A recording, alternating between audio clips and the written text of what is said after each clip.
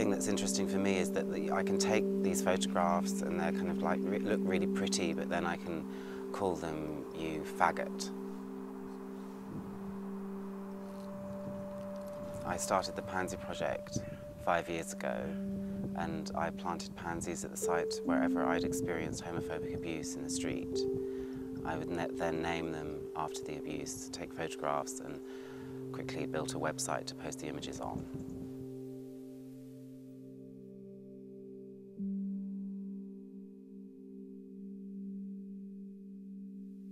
Wherever I go, there's always locations of homophobic abuse and attack, and like even murder. So it becomes a sort of a narrative document, if you like, of homophobic abuse in the streets around the world. I've been invited by Outburst Queer Arts Festival to come to Belfast and plant pansies at the site of homophobic abuse. And in the months leading up to me getting here, I've been posting tweets and on Facebook asking for locations of where homophobic abuse has happened. And through the Rainbow Project and Unite, they've gathered locations for me.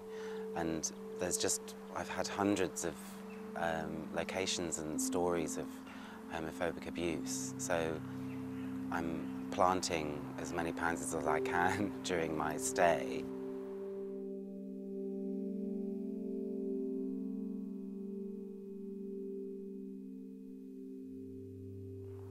The planting I did for Iris Robinson, who said these terrible things about saying that gay people were an abomination and equating homosexuality with paedophilia, that's kind of insane to me that she can say that on the radio.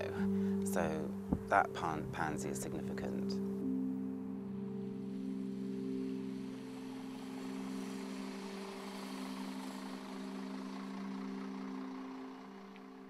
We're at Stormont, and I've just sort of put a very temporary pansy in front of the statue of Carson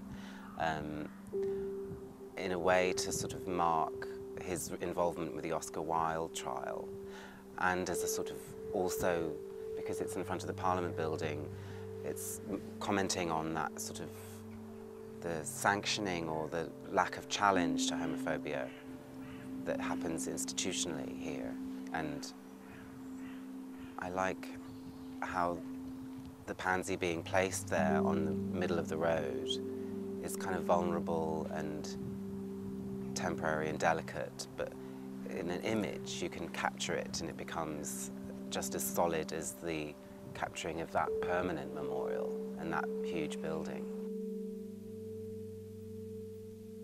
There's a lingering sense of the people wanting to remain anonymous, and that hasn't really happened before. And I don't know whether it's because of the project or just the general atmosphere here, but there's a lot of plantings I've done for anonymous people.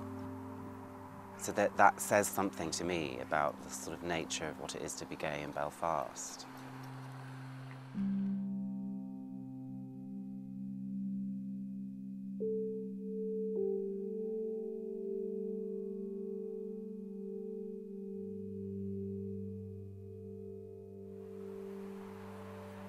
I was handing out pansies yesterday at City Hall, and I was saying that by taking a pansy, the people that receive it become part of the project. They have a pansy that they can then plant, and that becomes a symbol of their resistance to homophobia. So it spreads through the city, and the people I gave the pansies to were really supportive, and the fact that I'm giving out something for free is kind of a really simple, beautiful way of spreading a message. And people were coming up saying, "What's the catch?" And the catch is that they have a new meaning or reading of the pansy, and that stays with them. It stays with you because it's such an object that has its own connotations of effeminacy and things like that. And when it becomes associated with resistance to something like hate crime, it becomes powerful. So whenever you see a pansy, after hearing that story, it's really difficult to forget. just becomes a kind of a really simple way of, and a peaceful way of confronting homophobia.